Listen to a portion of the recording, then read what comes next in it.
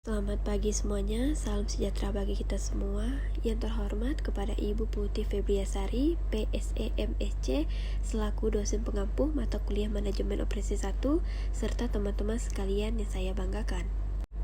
Baik, di sini saya akan menjelaskan beberapa materi serta saya akan menjawab pertanyaan UAS mata kuliah Manajemen Operasi 1.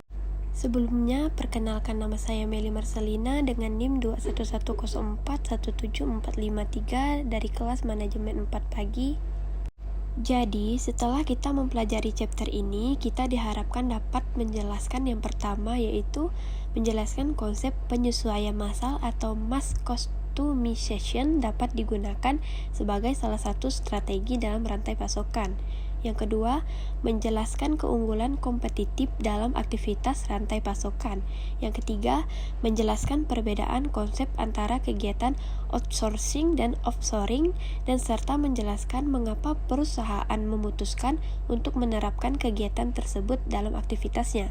Yang keempat, yang terakhir, kita dapat menjelaskan reverse logistik dan serta menjelaskan mengapa perusahaan menerapkan reverse logistik dalam rantai pasokan. Penyesuaian massal atau mass customization. Penyesuaian massal merupakan suatu kemampuan perusahaan untuk menghasilkan produk dalam variasi yang besar dan dengan lead time yang pendek atau cepat penyelesaiannya. Mass customization yaitu customer dapat memilih desainnya sendiri terhadap produk tertentu. Karena hal ini, variasi permintaan akan suatu produk sangatlah bervariasi. Mass customization juga adalah teknik untuk memodifikasi sesuatu sesuai dengan kebutuhan dalam skala yang besar. Di sini saya mengambil contoh penjualan bucket. Mengapa penjualan bucket itu masuk ke dalam penyesuaian massal? Karena bucket ini banyak bervariasi. Contohnya ada bucket uang, bucket coklat, bucket boneka, bucket snack-snack, serta bucket-bucket dengan kopi-kopi saset juga ada. Contohnya begini, ada si pembeli ingin membeli bucket, yaitu bucket uang 50.000 dengan 10 lembar. Nah, di sini pembeli dia merequest ada bunganya, ada hiasan tambah-tambah warna dari plastik si bucket ini. Contohnya begitu. Dengan uang yang 10 lembar ini dilapis lagi dengan kertas lagi uangnya itu. Terus juga bisa merequest dengan tambahan bunga kecil di dalam bucket itu. Disitulah bentuk penyesuaian massal, karena apa yang kita inginkan kita bisa merequest dengan secara langsung dengan si penjual itu tersebut. Jadi, penyesuaian massal ini yaitu bentuk requestan atau keinginan dari seorang pembeli kepada seorang penjual. Dalam penjualan ini, si penjual tidak perlu repot-repot lagi mencari ide bagaimana bentuknya dan apa saja yang ada di dalam paket itu, tetapi sudah ada bentuk yang si pembeli inginkan. Baik, selanjutnya yaitu keunggulan kompetitif. Keunggulan kompetitif yaitu ada 3. Yang pertama, mengelola hubungan pelanggan. Kustomisasi massal membutuhkan masukan yang rinci dari pelanggan agar layanan atau produk yang ideal dapat dihasilkan.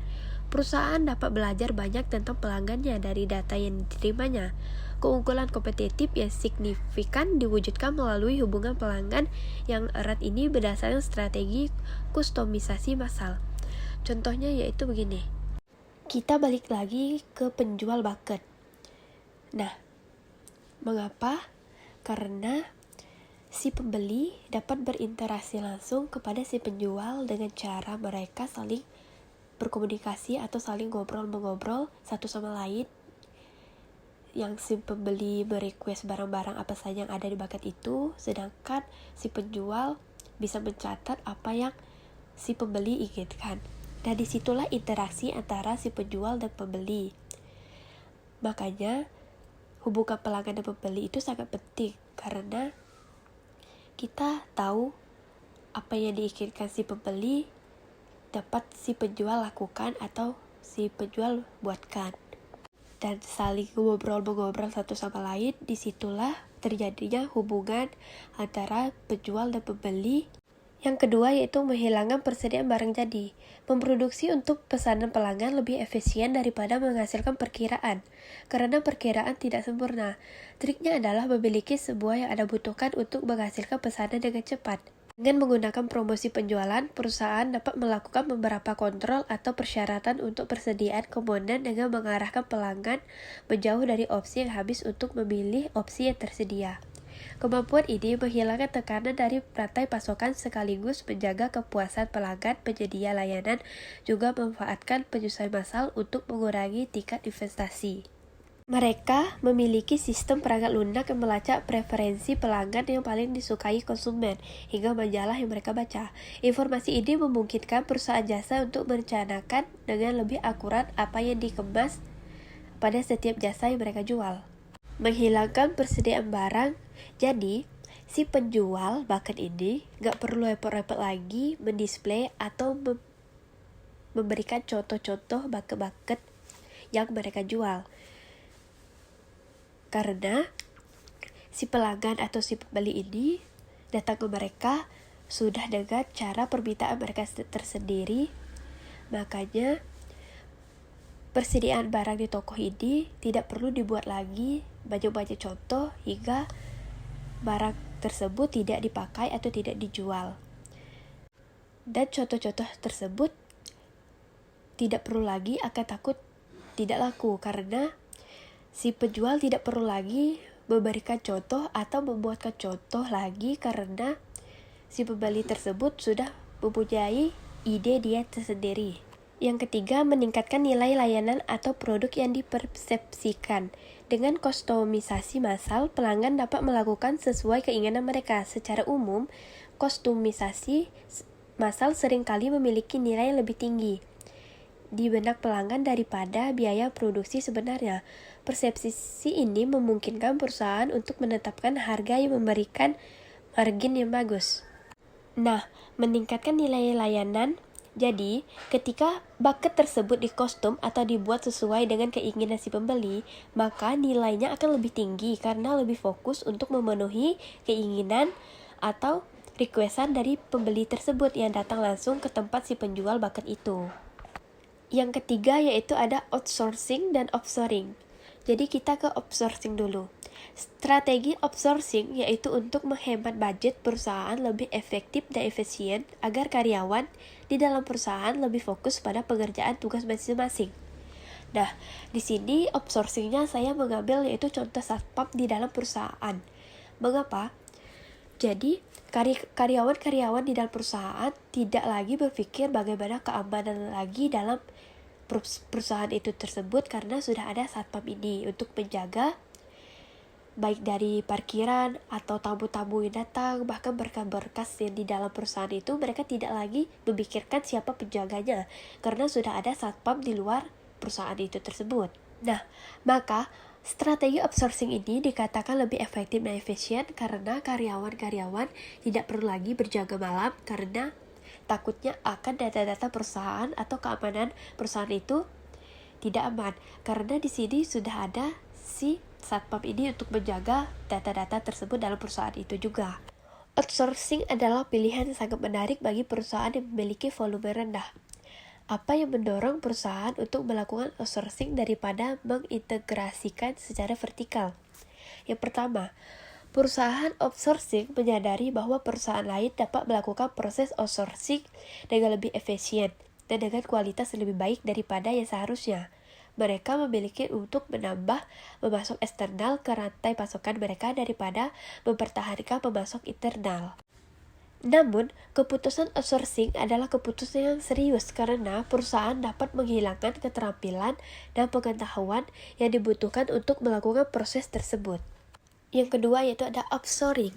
Offshoring adalah strategi rantai pasokan yang melibatkan proses pemindahan ke negara lain. Dengan demikian, outsourcing lebih mencakup daripada offshoring karena mencakup integrasi vertikal dengan menempatkan proses internal di negara lain.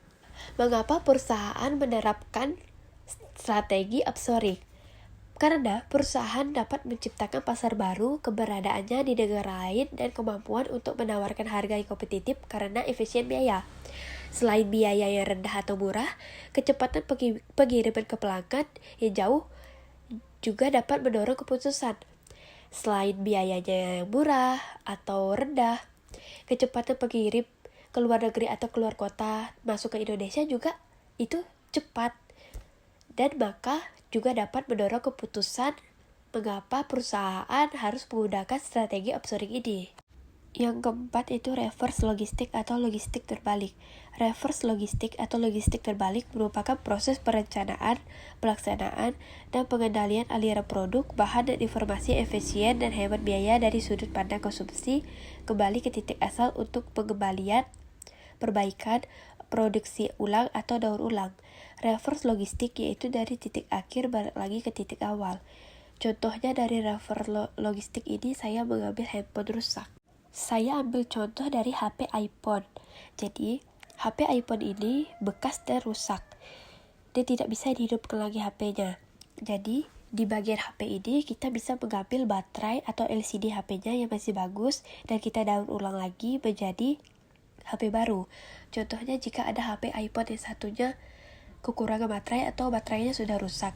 Jadi bagian HP baterai yang masih bagus tadi kita pindahkan lagi ke HP yang baterainya sudah rusak. Nah, otomatis kan HP iPhone yang satunya bisa menjadi baru atau bagus lagi. Dan mengapa perusahaan menggunakan atau menerapkan logistik terbalik? Karena perusahaan-perusahaan mendapatkan keuntungan lebih banyak lagi.